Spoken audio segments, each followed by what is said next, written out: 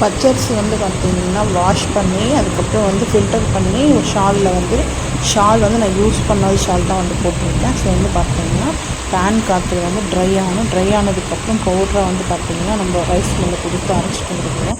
So இப்போ வந்து கை வச்சு நம்ம டிப் பண்ணி பார்த்தோம்னா நம்ம கையில் வந்து ஹேண்டில் ஒட்டாமல் வரணும் ரைஸ். ஸோ அதுதான் நம்ம மெயின் வந்து பக்குவோம். ஸோ அது வெயிலில் காய போட்டோம்னா நம்மளுக்கு வந்துட்டு நல்லா ட்ரை ஆகிடும். ஆனால் வீட்டில் நான் வந்து ஃபேன் காற்றுல தான் அங்கே காய போட்டேன். மழை பெஞ்சிட்டு இருந்ததுனால வந்து பார்த்திங்கன்னா ஃபேன் வச்சு டேபிள் ஃபேன் சீலிங் ஃபேன் போட்டு நல்லா காஞ்சிச்சு. ஸோ அதுக்கப்புறம் தான் அங்கே போயிட்டு மிஷினில் கொடுத்து அரைச்சிட்டு வந்துட்டு முறுக்கு சேர்த்து பார்க்கலாம் வாங்க. வேர்க்கடலை முறுக்கு சேர்த்துக்கு வந்து பார்த்தீங்கன்னா பச்சரிசி நம்ம ஆல்ரெடி வந்து வாஷ் பண்ணி காய போட்டு எடுத்துருக்கோம். ஸோ இப்போ மாவு வந்து எடுத்துக்கிறேங்க. ஒரு கப்பு வெறும் பச்சரிசி மாவு மட்டும்தான். 3 கப்பு எடுத்துக்கிறேன். 3 கப் எடுத்துருக்குங்க. ஸோ அதே போல் வேர்க்கடலை வந்து பார்த்தீங்கன்னா இது வந்து ராவா இருக்கு இல்லையா, வேர்க்கடலை வறுக்காத வேர்க்கடலை இருக்கு இல்லையா, ஸோ அதை தாங்க இந்த வேர்க்கடலை. அதுக்கப்புறம் வந்து பார்த்தீங்கன்னா பூண்டு வச்சுருக்கேன். பூண்டு ஓமமும் வச்சுருக்கேன். ஓமம் வந்து பார்த்தீங்கன்னா சேர்த்துக்கலாங்க. ஓமம் வந்து இந்த முறுக்கில் சேர்க்கும் போது டைஜஷன் ஆகும். அது இல்லாமல் இந்த கோல்டுக்கெலாம் ரொம்ப நல்லது. ஸோ நான் ஓமம் வந்து பார்த்தீங்கன்னா எந்த அளவுக்கு தேவையோ அந்த அளவுக்கு சேர்த்துக்கிட்டேன். உங்களுக்கு வந்து ஓவராக சேர்த்தோம்னா கசப்பு அடிக்கும். ஸோ அதனால தான் பூண்டு வந்து உரிச்சு எடுத்து வச்சுருக்கேன். இதெல்லாம் அரைச்சிட்டு வந்துடலாங்க. பேஸ்ட்டாக அரைச்சிட்டு வந்துடலாம். கப்பு வேர்க்கடலை எடுத்துக்கோங்க. இப்போ அரைச்சிட்டு வந்துட்டு சேர்த்துக்கலாம் வாங்க. இது வந்துட்டு நம்மளுக்கு நல்லா கொரன்னு இல்லாமல் கொஞ்சம் நல்லா அந்த தூளாக ஆயிடுச்சுன்னா இந்த அளவுக்கு பரவாயில்லைங்க.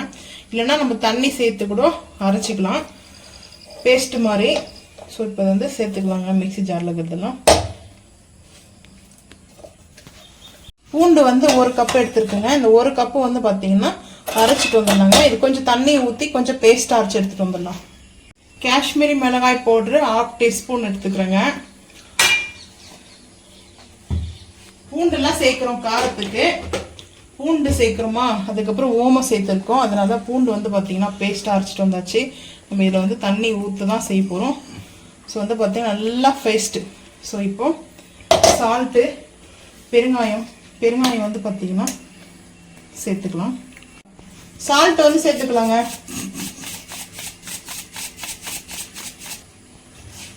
மிக்ஸ் பண்ணிக்கலாம். சால்ட் சேர்த்தாச்சு, மிக்ஸ் பண்ணிக்கலாம். இதில் ஆயிலெலாம் சேர்க்க வேண்டாங்க. ஆயில் சேர்க்காமலே நம்ம அப்படியே, ஏன்னா பீனட்டு ஆயிலு. ஸோ நம்ம ஆயில் சேர்த்தோம்னா கொஞ்சம் அந்த முறுக்கு வந்து பார்த்தீங்கன்னா டச் பண்ணோம்னா முறுக்கு பிழிஞ்சு எடுத்துட்ட பிறகு டச் பண்ணால் கூட ஆயிலாக தெரியும்.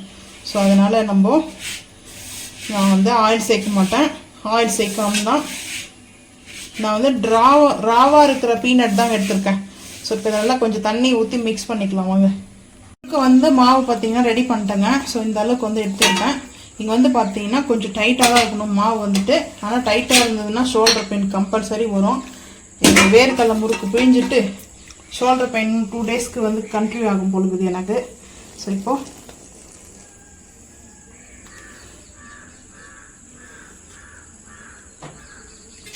அப்படியே வந்து ஆயிலில் சேர்த்துக்கலாம்.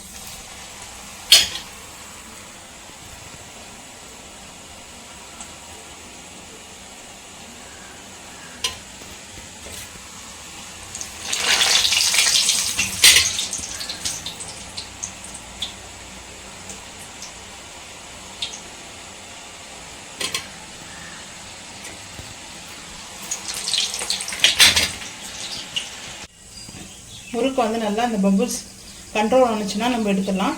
ஸோ இப்போல்லாம் வந்து பார்த்தீங்கன்னா இந்த மாதிரி எடுத்துக்கலாம். எண்ணெய் வந்து அப்படியே இது பாருங்க, எண்ணெய் இல்லாமல் எடுத்து வச்சுக்கணும். ஸோ இப்போ எடுத்து வச்சாச்சு.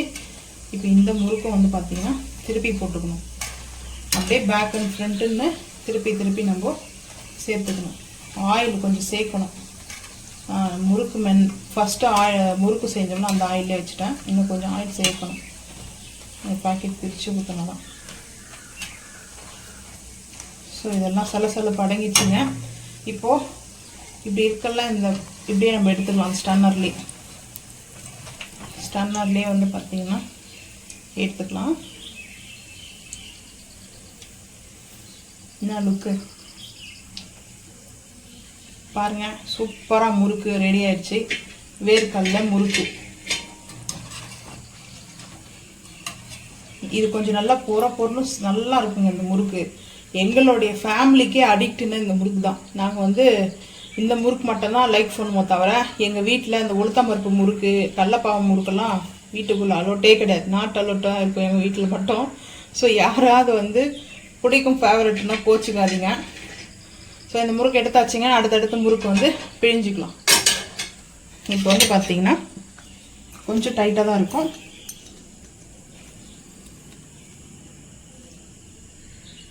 இப்போ அப்படியே ஆயில் எடுத்து சேர்த்துக்கலாம்.